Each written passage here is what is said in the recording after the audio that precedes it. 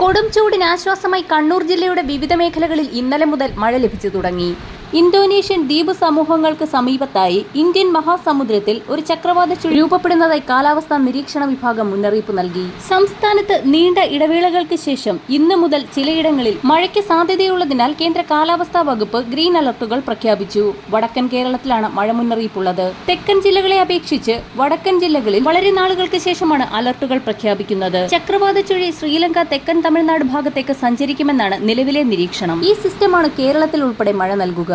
നാളെ മുതൽ അടുത്ത 4 ദിവസവും അലർട്ടുകൾ പ്രഖ്യാപിച്ചിട്ടുണ്ട്. ഇന്ന് കണ്ണൂർ, കാസർഗോഡ് ജില്ലകളിലാണ് ഗ്രീൻ അലർട്ടുകൾ പ്രഖ്യാപിച്ചിട്ടുള്ളത്. 2 ജില്ലകളിലെയും ഒറ്റപ്പെട്ട സ്ഥലങ്ങളിൽ ഒറ്റപ്പെട്ടതോ ശക്തമായതോ ആയ മഴയ്ക്കും ചില പ്രദേശങ്ങളിൽ നേരിയ മഴയ്ക്കുമാണ് സാധ്യത പ്രവചിക്കപ്പെട്ടിരിക്കുന്നത്.